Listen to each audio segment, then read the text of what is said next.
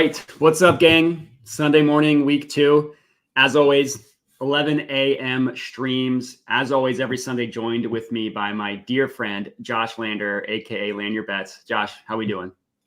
We're doing good, man. I'm feeling good. I mean, like I said, maybe my ROI wasn't as good as others because they took less picks, but right now I'm winning, so I'm feeling good. Yeah, I mean, well, so I thought about that because it's a little bit. So you're on every Sunday. You're doing 10, 15 games. He did one game and was up over 5 units. So I think the ROI is a fair way to measure it out. But regardless, it does not take away very impressive performance from Josh last week. Up 5.83 units, up 48% ROI.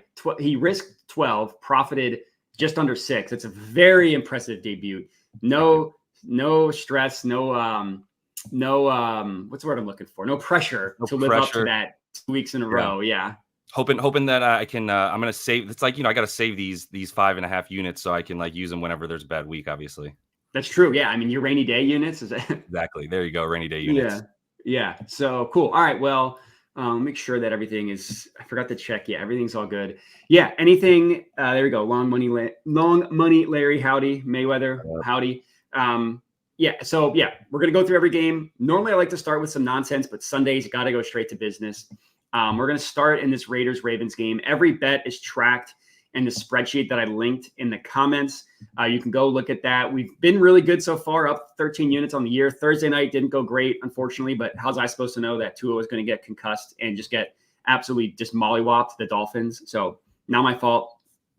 How do you pronounce your name? Rajon Rondo? I don't want to butcher it. So let me know how to pronounce your name so I can do it. I can do it correctly and respectfully. But anyways, let's get into it. Raiders versus Ravens. I don't have anything official in this game, so I'll let you go first if you do. This might be my favorite play. I found this. Okay. Last week, I gave out James Cook over rushing attempts and felt so smart because I had such I did a good amount of research on it.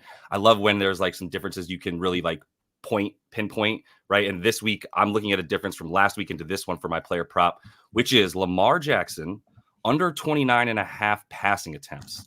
When I started looking at this, it was 30.5 and quickly got dropped down to 29.5. And I was still okay with it, though. So it's really just a matter of essentially fading the results of last week and really just looking at the matchup. So last week, you just said my favorite thing. Exactly. I knew I was going to get you with fading last week's results. But the results that I'm talking about were 41 pass attempts against the Chiefs last week in a game where they're coming back the whole game. They're down at least a score for the majority of that game, and the run really wasn't working quite as well. And they kind of abandoned it, to be honest. Plus, KC had some pretty good containment.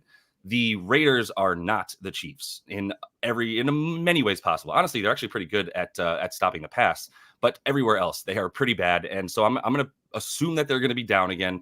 Obviously, we know the Antonio Pierce mishaps from last week, going for it or not going for it on 4th and 1 on his own 43, then looking over at his assistant and going, "Should I be going for this?" And the camera's catching that mouthing. So I think this is going to be a really, obviously it's a smash spot for the Ravens. We already had somebody in the chat talk about Ravens about to whoop their ass, which I don't disagree with, which is why I do like them to not have to pass the ball as much for the Ravens.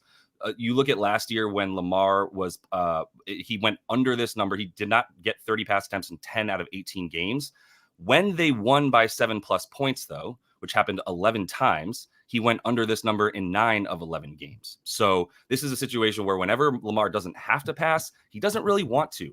You combine that lastly with the fact that the Raiders are going to have a really good pass rush and not very good containment. Lamar's happy to take what you give him and just take the 7-8 yards down the sideline as soon as you force him out of the pocket because nobody on your defense can catch him. And I think he'll take full advantage of that. They need to give the ball to Derrick Henry, and I think they'll want to, especially against a team that was in the top 10 in pass D DVOA last year and the bottom 10 in rush D DVOA. So this is a really good situation for being able to run the ball, run some option reads with Derrick Henry and not have to pass the ball 30 times.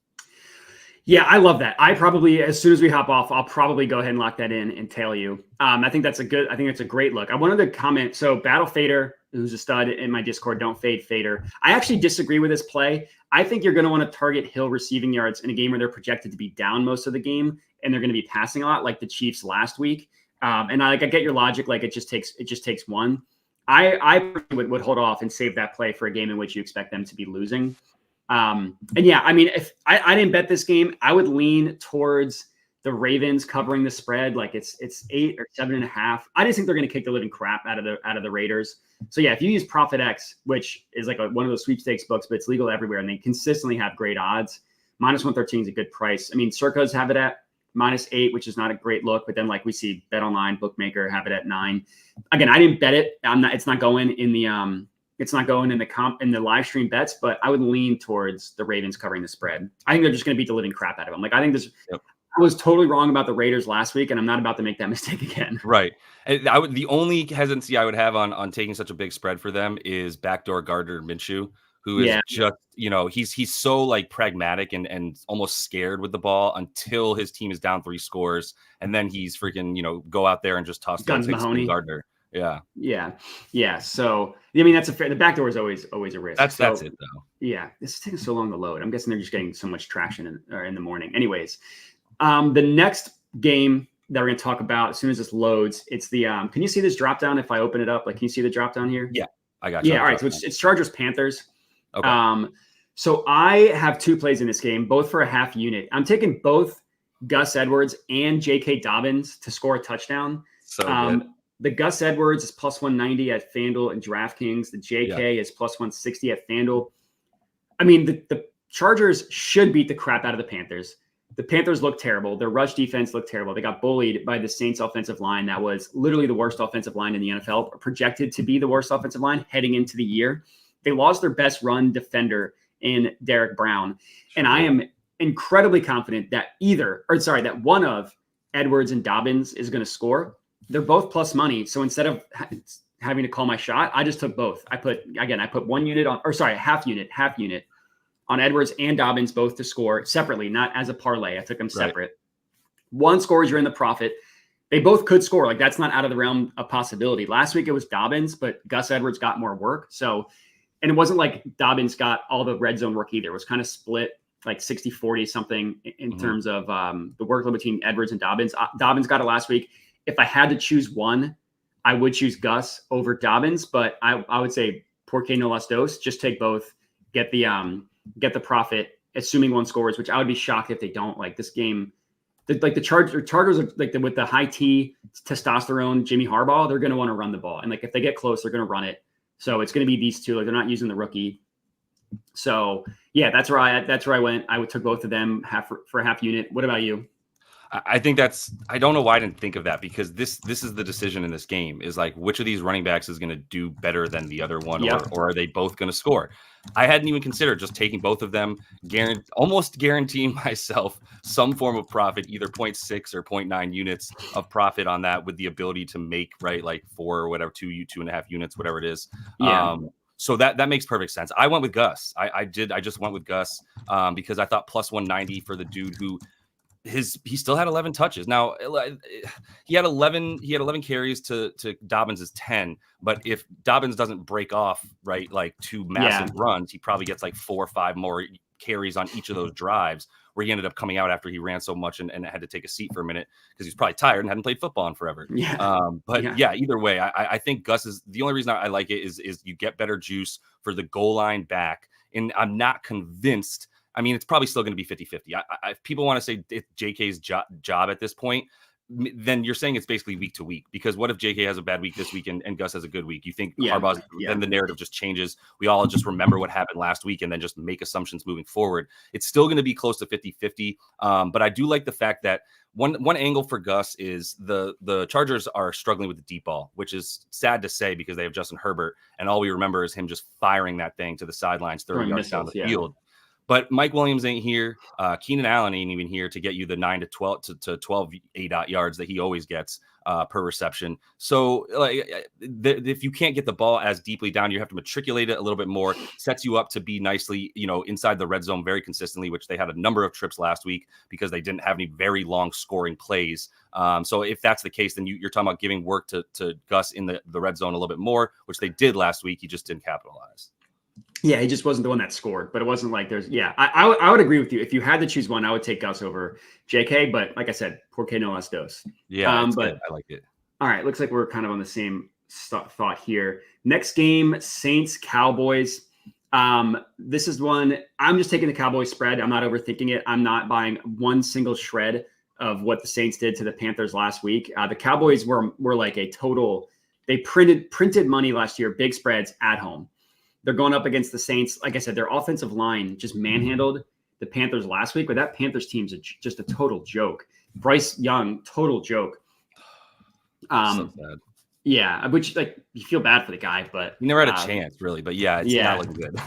yeah, it's not. So yeah, I'm just taking the Cowboy spread. It's -6 as you see on the screen here, -110 at Fanatics and Betfred, and yeah, that's it. I guess in like -115 if it's on other books if you don't want it. Like if I can't use either of those books. But yeah, so I just didn't overthink it. I'm taking the Cowboy spread. I'm not believing like they looked awesome last week and against a much better opponent. So. Yeah. So I took the Cowboy spread. What about you? Yeah, I went back and forth with that. I also have zero faith in the Saints just because of what they did last week. Obviously, I don't have a play that I made in this one. I was looking at Derek Carr under longest pass completion at this point because I thought it was the complete opposite of last week where we knew he was going to have. We talked about this, and then Raheem Shaheed in like the first drive of the game gets a long reception, and we always knew it was going to be Raheem and not Olave. They clearly are using Olave as a short yardage, much more like short yardage or first down to the sticks kind of guy, which is annoying. But regardless, he was going to. We knew he was going to have all day to throw last week. Like we were talking about a team that did not get any kind of pass rush. Now you're talking about a team that, granted, like they put Deshaun Watson on their butt, and granted.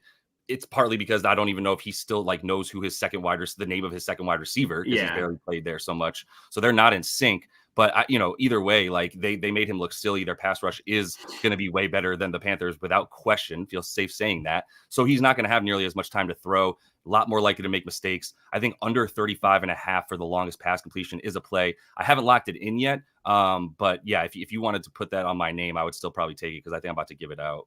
Sure. Yeah. And this is another part of it. Marshawn Lattimore, if he's out, that obviously helps the Cowboys. I think the CD touchdown is a reasonable play. It's just like, it's juice to the gills. Like he is way too juice. Like it's like, if you're not getting plus money, like -110, granted from a line shopping perspective is solid, but like I need plus money if I'm betting on CD Lamb to score a touchdown. That's those. Do you have like a wide receiver versus running back prefer? Like do you if you saw a running back at -110, you'd be a little bit more likely maybe. Totally cool with it. Totally cool with it. Yeah, because like it's just more reliable. Like the red zone carries are just so much more valuable than the red zone targets. 100%. I know a lot of people are on this. I think it's a good play. I mean, the guy's a stud. He's like it's such a weapon. Like if you get to the 40-yard line, you're like, all right, we could just kick it. So yeah, I think that's like I didn't bet it, but I think that's a super solid play.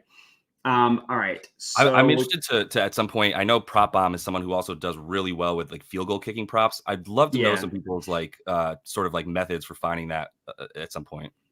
Yeah. That I don't know the data behind that. That's true. I thought about asking him to come on.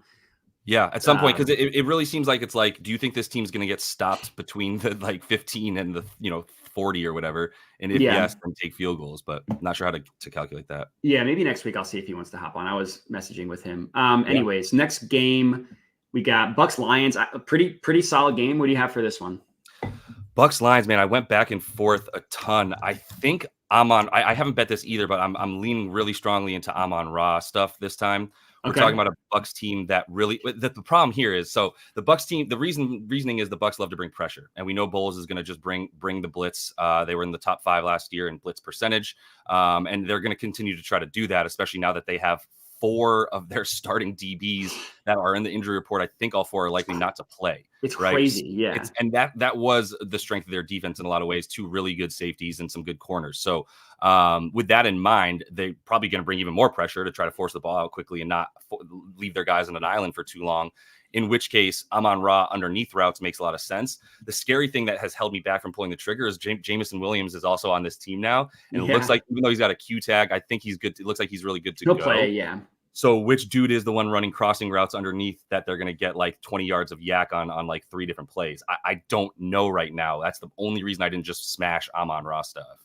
Yeah, I was like really, really heavily debating taking Amon-Ra almost as a fade of last week. Like that was the worst game he's had in almost 2 years. Yeah. He's so integral to the offense. I don't necessarily know that one blow up game from Jameson Williams, if like that's going to be his usage the entire season. I didn't end up betting it. I got 2 anytime taters in this one. I took Mike Evans anytime touchdown. You see here at plus 125. That's the bet. I also took Sammy Laporta. Looks like plus 140 is actually the best offer price at FanDuel. I put 1 unit on both of those. Wow. So there's different logic for each, but it's also both defenses are pass funnels, right? Like they both have awesome rush defenses. They both can be had through the air. I don't really take anything from that Bucs game last week because it was Jaden Daniels' first game. It was Cliff Kingsbury, who's a moron. And like that, there's like really nothing doing there. Like Jaden Daniels just ran every single play. The Lions, meanwhile, were one of only 2 defenses to give up over 300 passing yards. That was to Matthew Stafford. Now that was on a ton of attempts, but the Rams didn't even bother passing. I kind of think the Lions are going to try to do it a little more, but I don't think they'll be as successful. And then as for Sammy Laporta, his red zone usage last year was up there as like top 5 wide receiver numbers. Like the only tight end that had more than him. Like if you look at inside the 20, inside the 10, inside the 5, it was basically Laporta, Kelsey, and Fergie Ferg. For funny enough, Jake Ferguson were like the only ones, the top 3 of the tight ends. But like the red zone targets he got, and I have it in my notes. The red zone targets that Sam Laporta got, where the heck are they? So he would have had the 7th most among wide receivers in the red zone. He would have had the 5th most inside the 10-yard line, and he would have had the 3rd most inside the 5. And this Bucs defense was really, really bad against tight ends last year. It's the same exact system, and now they're missing like all their secondary. Yeah. And so I think that like Laporta didn't do much last week. I'm not really scared off. It's just one game. He was so integral to their team last year. He had one of like the best rookie tight end seasons ever. And the Bucs defense last year allowed the fewest rushing touchdowns, tied with the Ravens.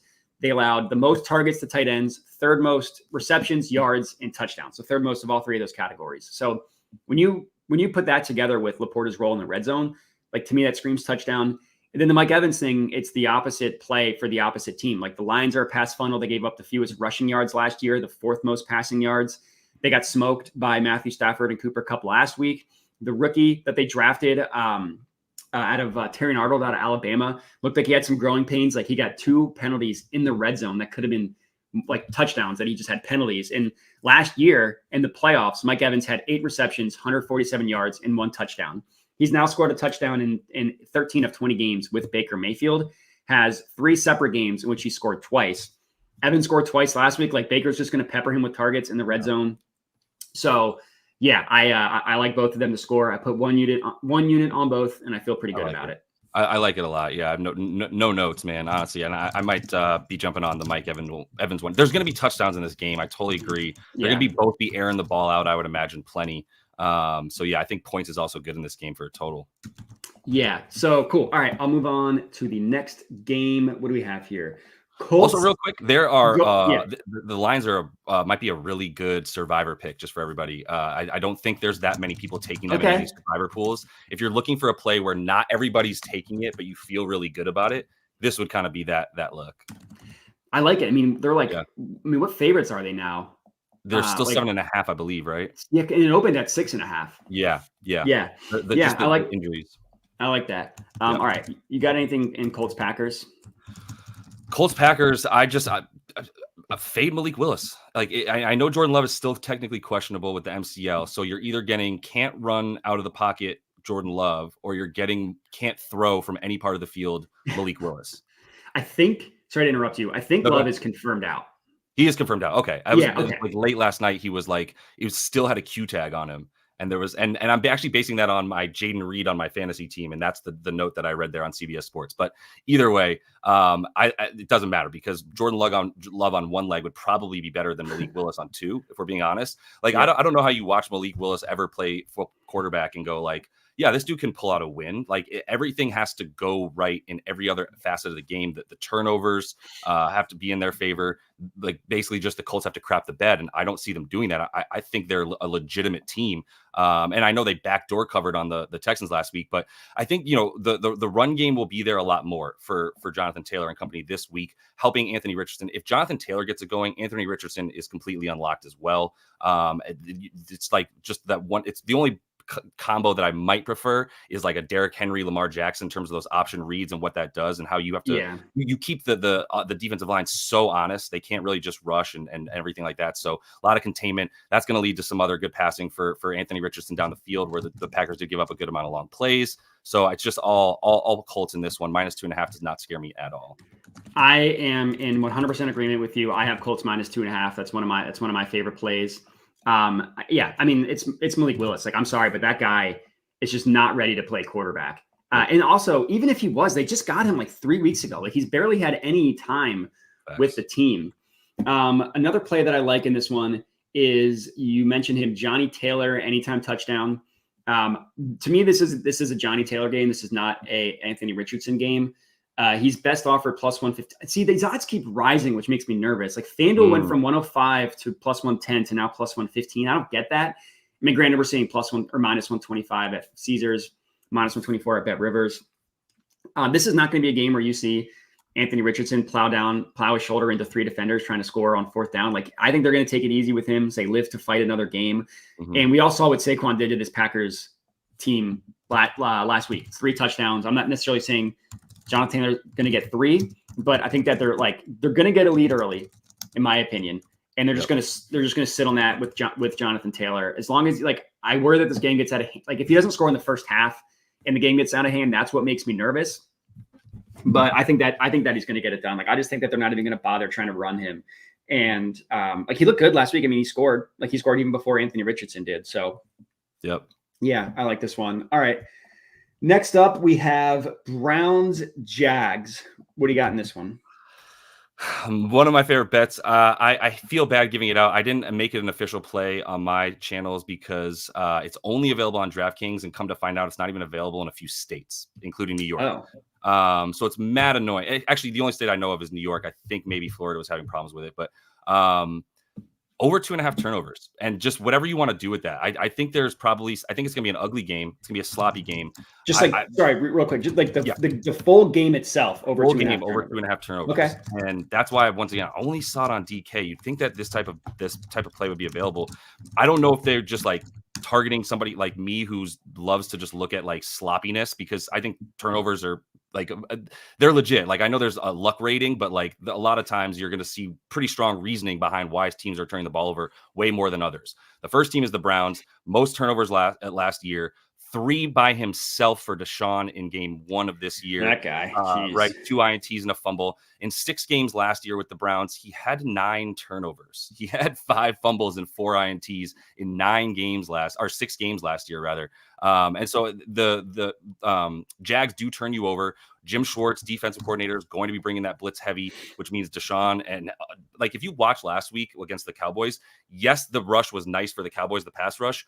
Also, Lamar just didn't have his coverages in his protections in the right place almost ever. There was actually like a lot of frustration from offensive linemen that was coming out, which is a big reason for that. So I think that he'll continue to have that trouble against the Jags pass rush.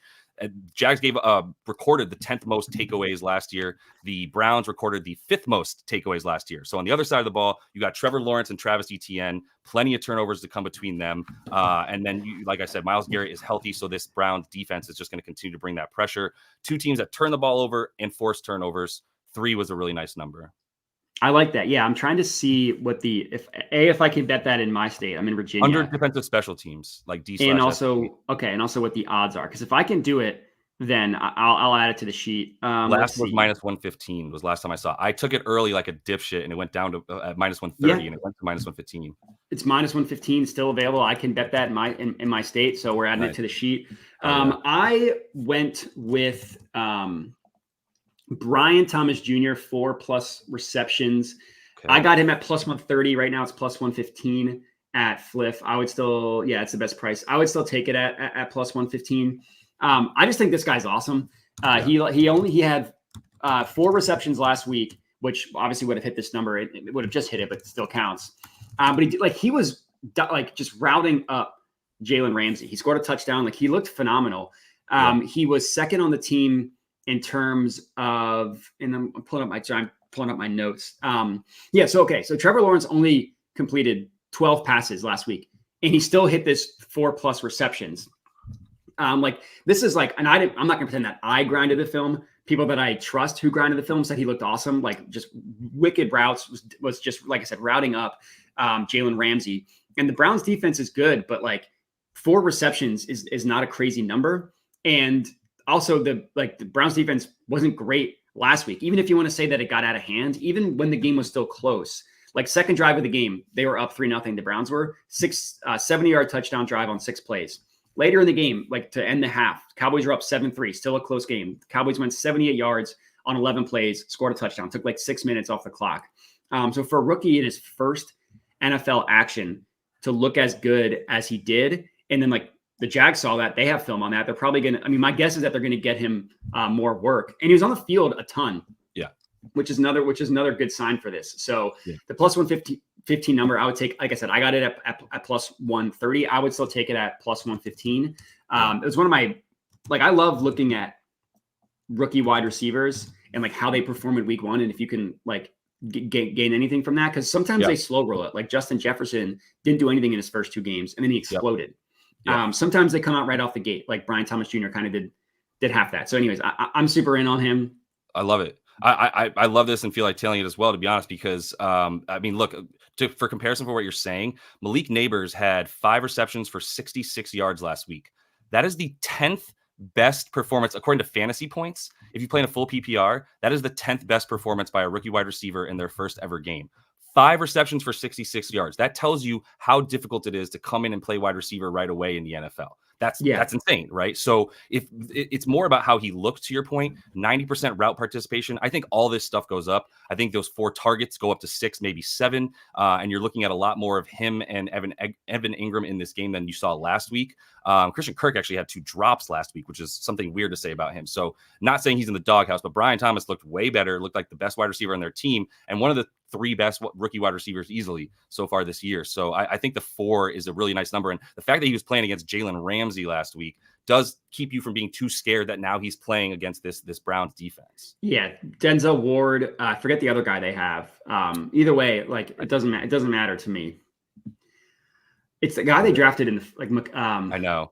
God, out of North, I think he went to Northwestern, if I remember correctly. A decent cornerback. It doesn't matter.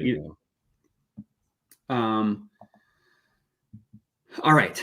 If you're looking that up, I can talk. So I didn't have an official bet. Actually, no, I kind of did. He did go to Northwestern. Cameron Mitchell. Greg Newsome. His name is Greg Newsome. Oh, that's who you're thinking of. Oh, yeah, Cam Mitchell was the one who went to Northwestern. Where did Greg Newsome go? Well, I think, are they playing him at safety too? Greg Newsome, he was drafted in the first round as a cornerback. Of course, now my shit's not loading, of course. Yeah, mine isn't either now. I'm trying to think Greg Newsome. Anyway, let's keep moving. This is very important. Anyways, so I did a touchdown round robin with my guy, Don't Fade Battle Fader. One of the players in that was Deebo Samuel, who actually his odds are also coming up, which always makes me nervous. Weird. I feel like a lot of people have been betting him, Modai, too. Like I know a number of people that like Deebo TDs this week. Yeah, it doesn't make sense. Anyways, yeah, it doesn't matter. Yeah, Greg Newsome did go to Northwestern, so it's funny that they have both. Anyways, so he was plus 100. Like I checked, I don't know, an hour ago.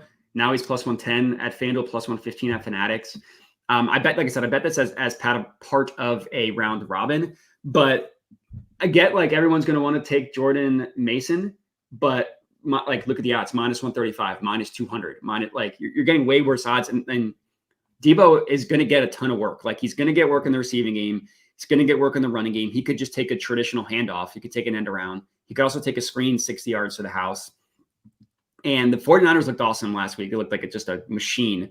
The Vikings, I'm not ready to buy in on the Vikings after making Daniel Jones look bad, because everybody makes Daniel Jones look bad except for the Commanders, and Daniel Jones is horrific. So I'm like, it's kind of similar to the Saints. Like, let me see it against a real team before I believe it. So I've kind of waffled on the spread back and forth. I kind of like the Vikings, and then because like a team going away after Monday night always has my antennas up. But I'm just going to settle on the Deebo Samuel touchdown. Yeah, Fader's a Giants fan, and we had an argument who would win last week, Vikings or Giants. He was on the Giants. I'm not an I told you so kind of guy. If I were, I would say that I was right about Daniel Jones. But anyways, yeah. So for this game, Deebo Samuel. My brother Battle Fader and we can commiserate together because I too am a New York Football Giants fan, and I guess whatever. But that was a no brainer. I mean, yeah, I put that out on the show last week. It was -1.5 for mini. That was one of my W's. But more importantly for this game, I fully feel you. What's interesting is I like the Debo touchdown. I'll take +115 if it wants to go up. That's fine. Actually, I don't have a Fanatics account, but I would. The thing that I actually bet here for Debo was under 5.5 rushing attempts. Okay. So I started with thinking like, you can't, my first thought for this play was like, you can't, this dude gets hurt every year. You cannot run him that like 8 times again. It doesn't make sense. So then I looked into the matchup, also got a really solid account with fantasypoints.com, by the way. This is like my third paid tool, and it's a wonderful tool, just throwing it out there, because it really helps you with coverages and how players play versus coverages. So first of all, Debo is one of the best receivers in the league against the zone, and the Vikings run a ton of zone. Brian Flores ran 75% zone last year, ran 81% in the game in week 1. He is going to continue to run that cover 2 and cover 3. Debo does really well as a receiver against that. But the other thing is, if you look at Debo's rushing, yes, it's when Christian McCaffrey is out. So he's played twice without Christian McCaffrey. Once was against the Rams last year. Once it was this game in week 1, right? The Vikings, I just told you, rank in the top 10. They are ran zone the 9th most. The Rams are the only other team he's played without Christian McCaffrey. They run zone. They ran it the 8th least last year. So they run a ton of man and continue to do it this year so far in week 1 as well. Running a end around or any kind of wide receiver rush going sideways against a zone is asking for a disaster. So whenever he plays against a team that runs zone predominantly, he's gone under this number. In fact, he went under 6 rushing attempts every game last year, like I said, including one without Christian McCaffrey. The Jets ran zone like the 5th least, right? They also are in the top 10 of man. So when he ran a bunch of times against the Jets, hugely in part because of the running man defense versus coverage, etc. So this is really just that type of play. I don't think you want to get him injured. And Jordan Mason is 223 pounds and almost 6 feet tall. I think he's going to continue to be able to handle RB1 type of workload. No reason to like get your superstar wide receiver hurt by running him too many times. Yeah, I like it. I mean, that data is phenomenal. I think that is very, very helpful. And what was it? Fantasypoints.com? Yeah. Jesus. Sorry. She loves it, obviously. Because Fantasy Points, I was just because you asked me, I mean, I'm not gonna plug it too hard, but like, and it's a paid subscription. But if you want like as in-depth stuff, like this is the level of like matchup data that I've been looking for, to be honest, all in one spot. So just wanted to shout them out real quick. No, my dog clearly loves fantasypoints.com as well. I'm definitely going to write that down because I also would appreciate that type of data. Yeah. This is something that we talk about with the NBA. There's certain stats that are so valuable that is really helpful. Matchup. All right. Sorry about that. I mean, that came out of nowhere. She normally comes in my office when she wants attention. And then for whatever reason, she looked out the window and just lost her mind. So I don't know what it was. Anyways, all right. So we are on next game, Titans Jets.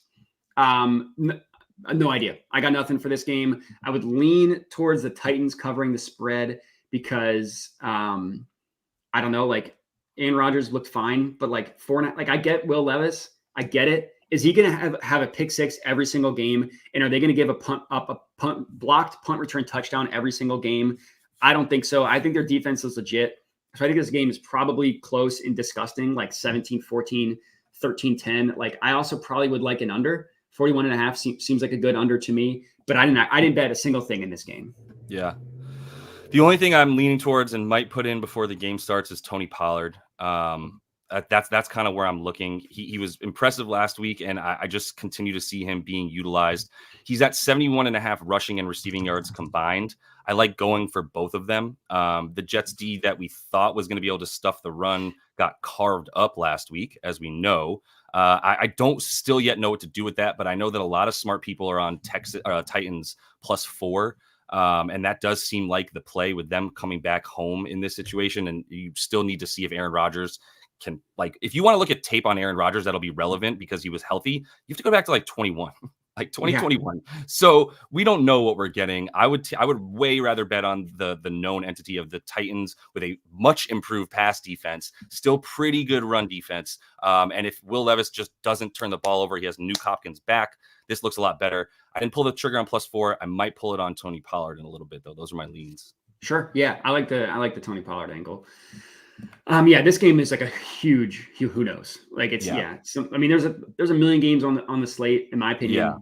Yeah. You can sit some out. And if the games that I would love to just catapult into the sun are this game and potentially and the Steelers Broncos with like a total of 12 points in that game. I just catapult them into the atmosphere. Yeah, although I do have a play in that Broncos Steelers game. All right, so for this what would you say? I do too, actually. No, I agree with the game itself, catapulted in the sun, but from a betting angle, I have one. All right, so for this one, I hinted at it. So I didn't do this last week, but one thing I had a lot of success on last year was alts, laddered player props, pumped up props, whatever you want to call it. I took Malik Neighbors 100+ receiving yards, half unit plus 330 at DK.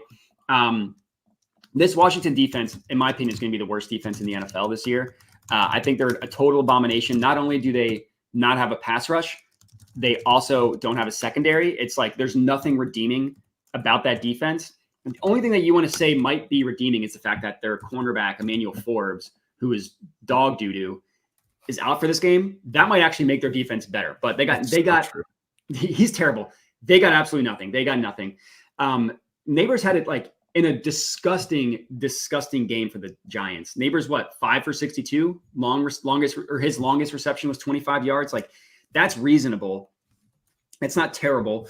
And against this Washington secondary, like if there's ever a game that Daniel Jones looks like he's not the worst quarterback in the NFL, it's against the Commanders. He's consistently lit them up in his career. And granted, he looks like a shell of himself. I still think that that he could hit one long play to Neighbors. I think Neighbors is awesome. I said this last week. I had him 6+. He didn't quite hit that, but he got close. And that game, the Giants could not do a single thing. And then like last week, and I know Fader was on this, which was a good pull. Wan'Dale Robinson was somehow the most targeted receiver for the Giants. I don't necessarily think that's going to continue week over week, like in a lost season for the Giants. Let's see if the rookie's got some juice. So I think they're going to give him, like, he could take a screen. It could be a long pass. I just think that they're going to try to get him involved early and often. And if this might be the only game when Neighbors is capable of having a blow up game because of Daniel Jones as his quarterback. So I'll take my chances for a half unit on him to just explode. I dig it. I want to bet on Malik Neighbors too. I don't know how to do it. I did. You like the yards more than the receptions, right? Obviously you took the 100. I could be convinced of both. I decided yards just because like the thought of him breaking one, but if it's like 7 Bobos, like short screen passes or bubble screens or whatever, like that would not shock me at all. Right. Yeah. I mean, so the thing about like Neighbors is going to be, do they try to get the ball in his hands just to make sure they get in his hands, or are they going to continue to try to use him as a deep threat? We've seen Daniel Jones throw deep balls. What else do you need to see? Like he's throwing it directly out of bounds, right? One of my favorite tweets from last week was like this: the machines that shoot the ball out to receivers. There was one that was just like on the fritz and spitting them all over the place. And someone would like live look at Daniel Jones at practice. That was so perfect.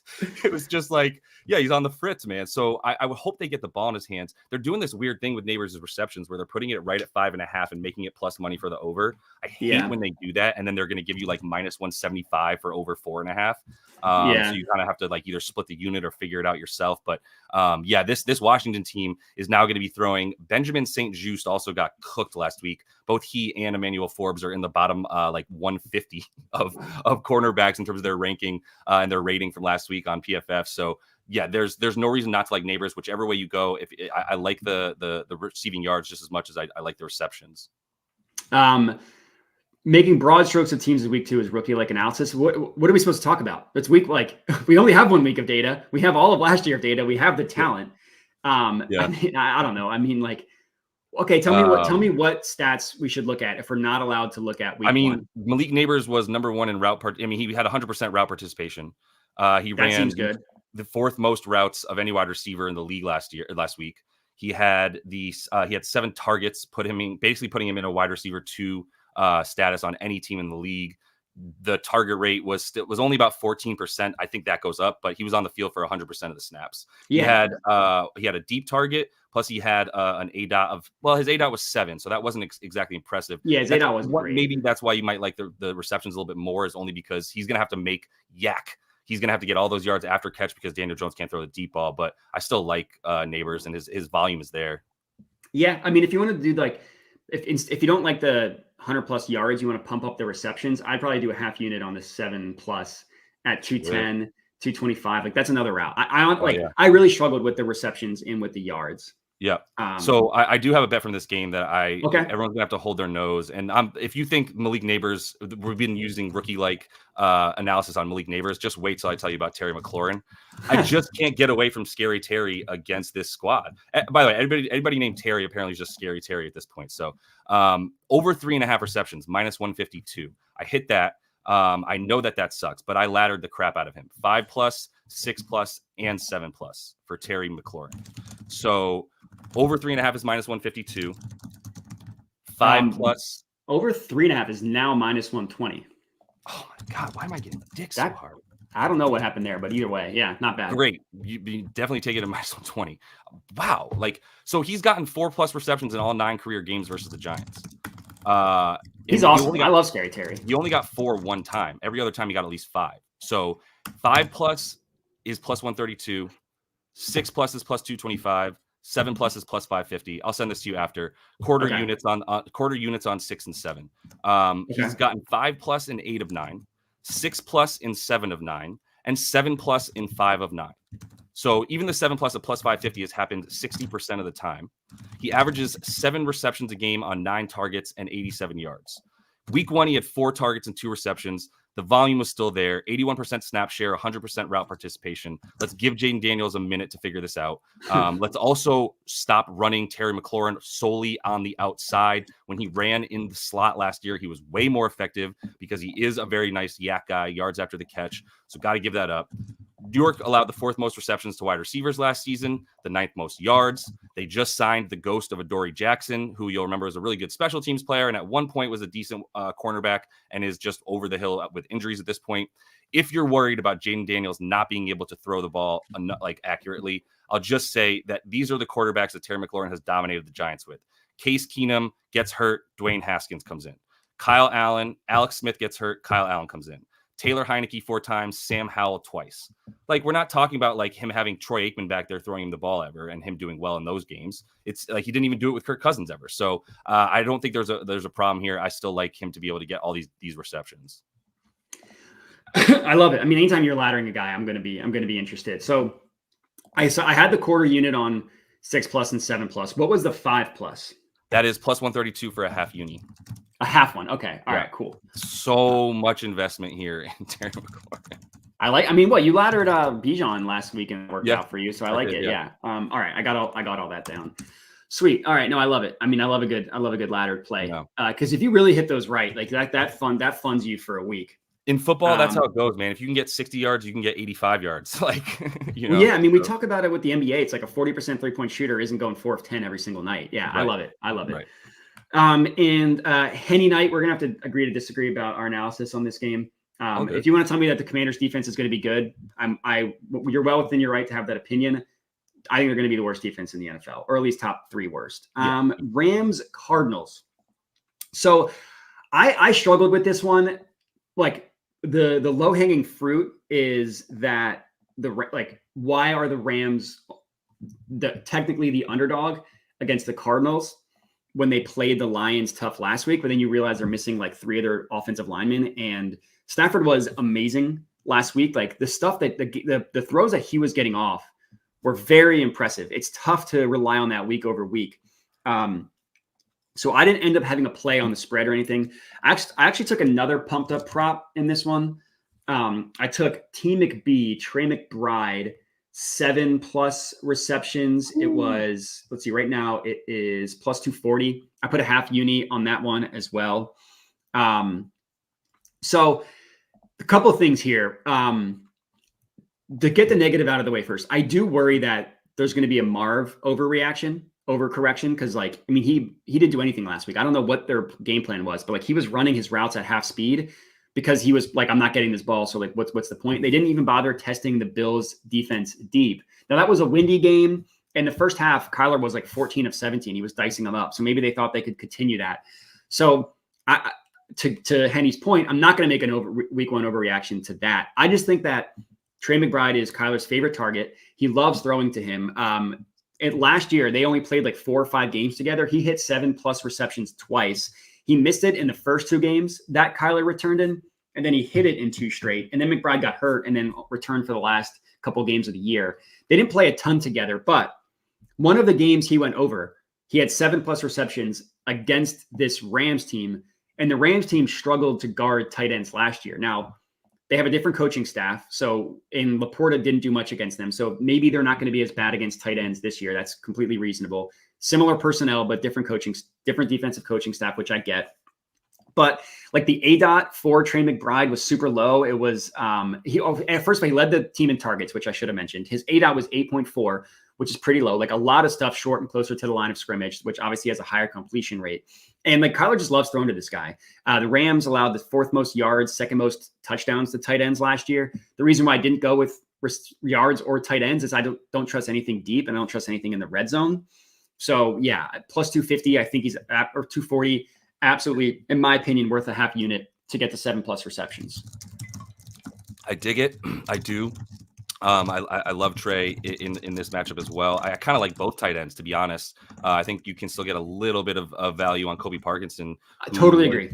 Yeah, he was targeted a ton last week. It was actually crazy. I think he was targeted the most of any tight end. There was some stat that he like led the league in last week that was pretty like a volume stat that I don't have off the top of my head, but that might be a good play.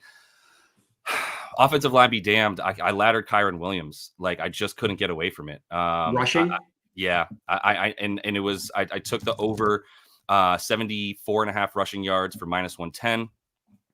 I skipped 80 and 90 and just went to 100 and put a half a unit on plus 225 for him. Straight 100. Yeah, I couldn't get away from it, man. Like this is still a terrible, porous defensive line and linebacker. Like their linebacking squad might be the worst in the league.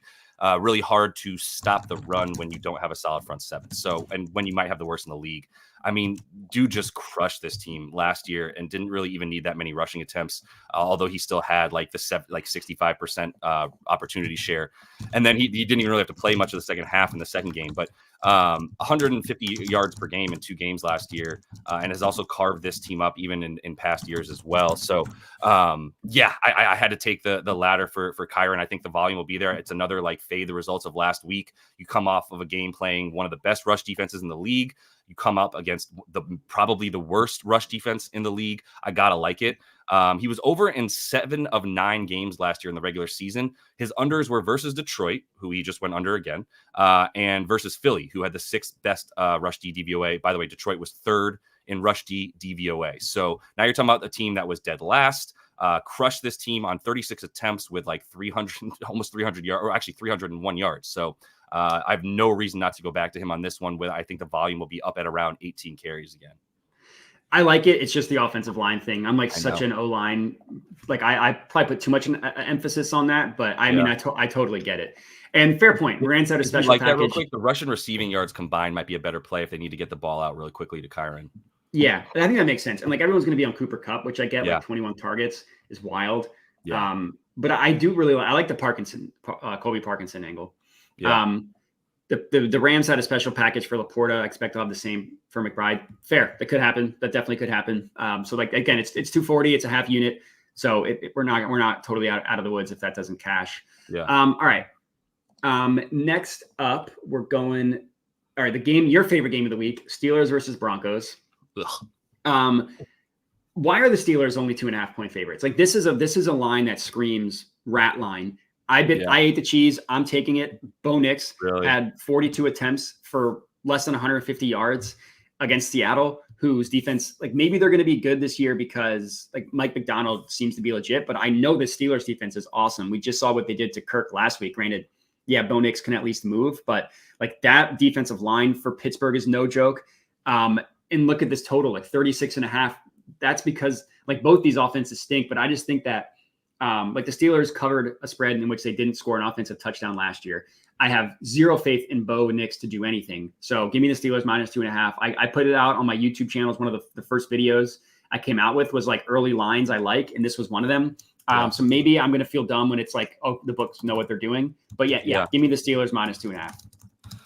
Yeah, this I started a show on my a segment on my weekly Friday NFL show that is called Stinky Bet of the Week. The mascot is a hippopotamus nicknamed Stinkopotamus. So like this is easily Stinkopotamus's favorite game of the week. And really what Stinkopotamus is kind of what you were talking about, but you just do the opposite of what you said to do. And there's nothing else to it. There's fade the public, fade everything in your bones that tells you to bet on the Steelers. That's what the fade would be. I'm not taking the Broncos, but this definitely constitutes the stinkiest possible bet of the week because it's the line is so smelly. You're like, why is it this line? And then you bet the other thing. But for this game, Najee Harris, this is even stinkier. But it's 2-1 for the lead back to get a touchdown in this game. So +190 for Najee to score a tutty. Is it still +190? I forgot. It's like it's 175 now. Still worth it. Anything like +170 and above, I'm good with. I just want to get as close to 2-1 as possible. I got it +190. This is a gross bet. Najee's going to score 5 touchdowns this season, like he always freaking does at this point.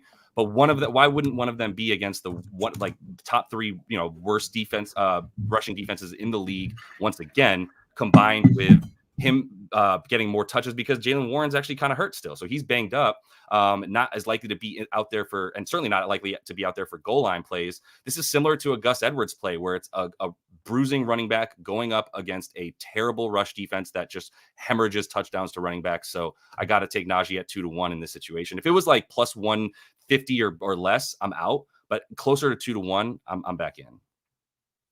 Fair. Did you? Okay, that's what I thought. That's what I thought. I wrote that down. That's what I thought. Yeah, I get it. It's just like that Steelers offense. I just want to know part of it could be a Justin Fields, where like you're getting like 220 on him. But yeah, I get it. Not a bad call as well. I do think he's going to be running a ton. Yeah. All right. Do we talk about Seattle? I think I skipped that game. Okay. Whoops. Because I do have a play on that, and it's Seattle, or sorry, it's the Patriots +3.5. Wow. Like Seattle won. I mean, so basically my logic for taking the Steelers against the Broncos is my same logic for taking the Patriots against the Seahawks. Like, I don't believe what we saw from Seattle last week is what they're going to be. Like, Bo Nix had 2 interceptions. One of them was the worst I've ever seen. Like, I saw a call where the announcer said, "Oh no," before the ball even left his hand, because he knew like this is not. He threw it in the triple coverage. Everything was at or around the line of scrimmage. They couldn't do it. Like, they lost a game in which they had 2 safeties. The Broncos did, which is in Seattle, on the other hand, gave up 2 safeties in the same game. Like, their rushing offense got it going in the second half, but that rushing offense and that offensive line was a mess for 55% of that game. Yeah. And the Patriots, I mean, they beat the Bengals last week as 6.5-point underdogs. I wouldn't be shocked if they won again. Like, they're not going to like Jacoby Brissett is not going to have backbreaking turnovers like Bo Nix did. This Patriots defense, I think, is legit. And I don't think Seattle's going to be able to just kind of like eventually find their groove, because they're not going to have the same thing with like with Bo Nix. They're not going to have that benefit going up against Bo Nix. So give me the 3.5. It was -115 earlier. It looks like it's -118. I would still take it there. You want to get that field goal. But yeah, so the second of 3 plays that I'll have, which are like lines that I immediately identified as like, yeah, I'm on that. Well, this was one of them. It was Patriots +3.5. Yeah.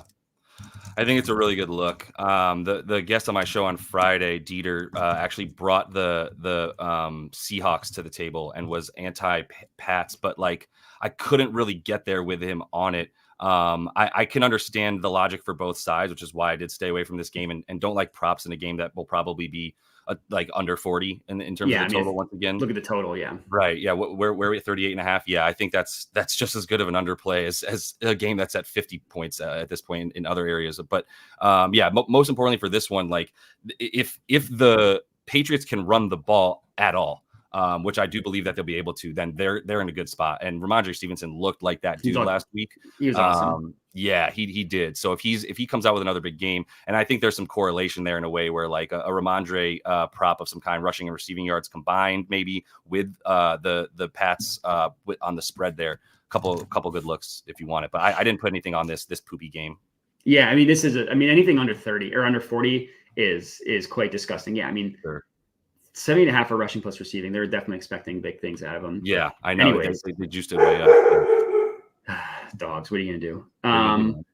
All right. Bengals, Chiefs. Probably the best game of the day, honestly. This or either the Bucs, Lions, too. I mean, should be at least. Who knows what you're getting from the Bengals? What do you got in this one? My only look here is an under for Broadway. What I don't know. What's Joe Burrow's nickname? Broadway. Did he get Broadway Joe, like Joe Namath? Whatever it is. Broadway Joe Cool, maybe. Yeah. Cool Joe, something like that. Yeah. Joe Cool sounds good. But because he's smoking a cigar like the Camel. Breezy Joe? I don't know. Yeah. Blonde Joe. Those highlights are disgusting. Talk about going from like a cool dude to a punchable face with those highlights. But more importantly for the field, 235.5 was what I got that under at. Did it drop this morning? I really need to do better. Look, it's 8 a.m. on the West Coast, so it's tough for me to get up, check every bet that I already made, and then make sure the odds are good. So just help me out a little bit. But sorry, I was putting. Would you get? Repeat what you said. No, you're good. I got under 235.5 for Burrow passing. Okay. M Stone liking the Bengals on the upset. This would be the most extreme version of fade last week's results, would it not? I mean, the Chiefs come off of that amazing win.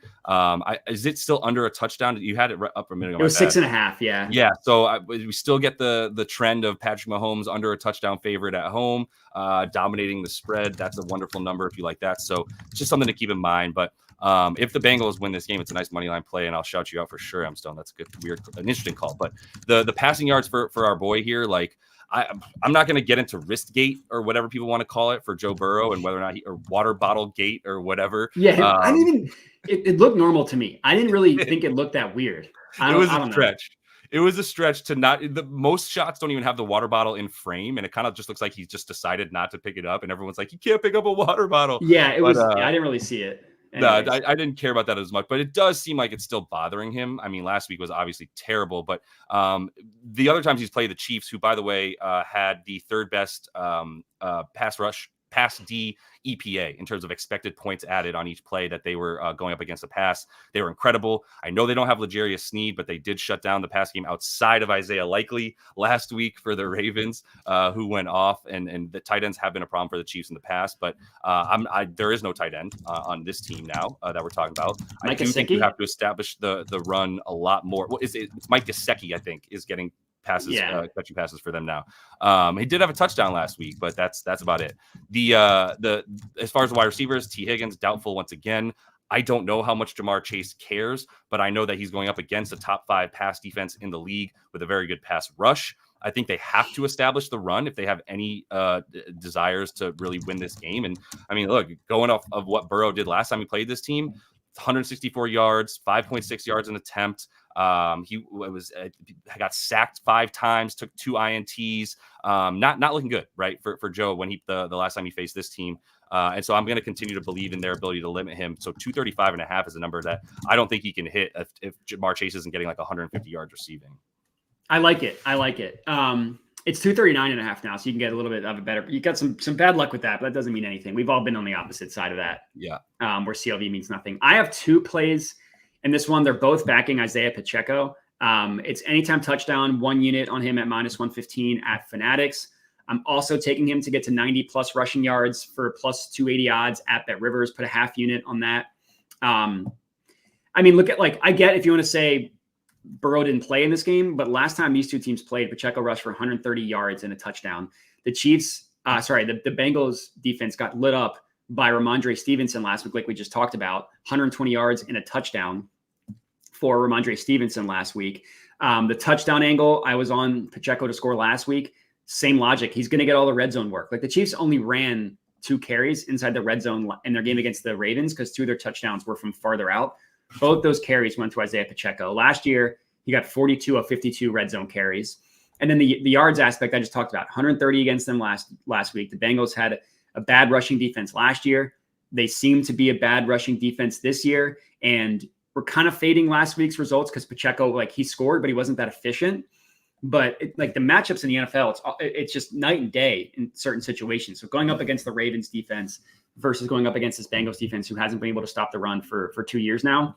And if this isn't like, the only worry here is that if Joe Breezy shows up and not the Marshall Mathers Joe, maybe thank you. Yeah, maybe the Chiefs are the Chiefs are gonna have to pass the ball more than you would expect, especially in a game in which they're 6.5 favorites, and a lower over. Like, you would not expect an over on. I guess this is not as low as I thought. I thought it was lower than this.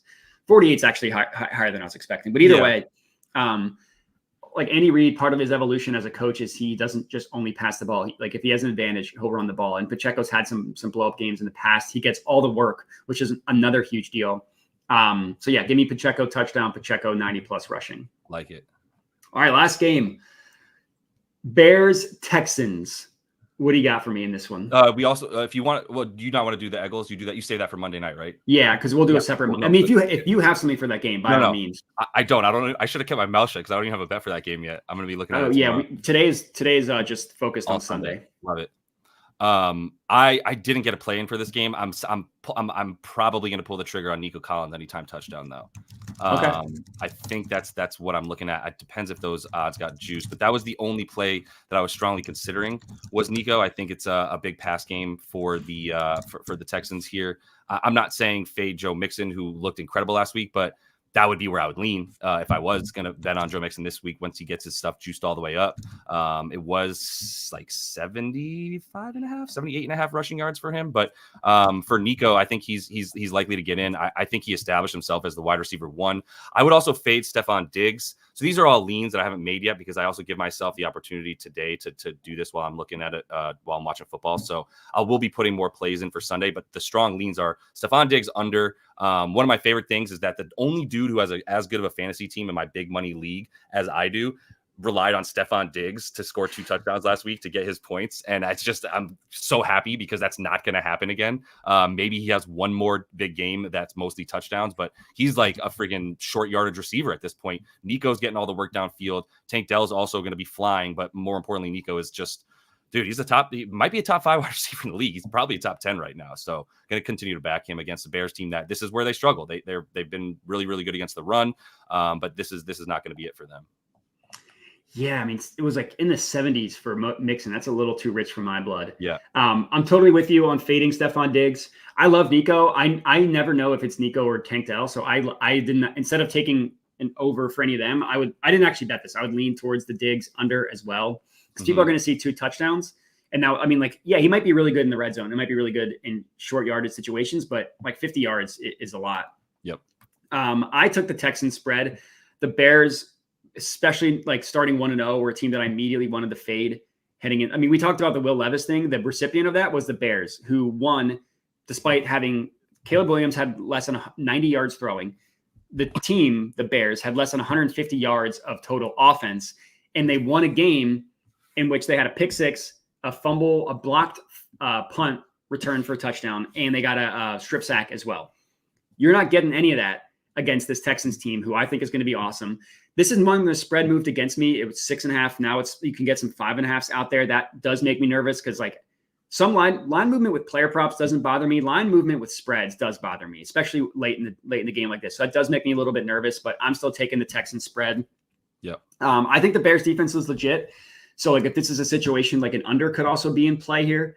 I just like the Bears after what they did last week, the fact that they're 1-0, I immediately wanted to come in and fade that. And I like the Texans. So yeah, give me that. That's a really good point. Yeah. I do see people like the Mixon Tater. I know people are on it. I think it's just juiced like -125, like maybe in a parlay piece. Yeah.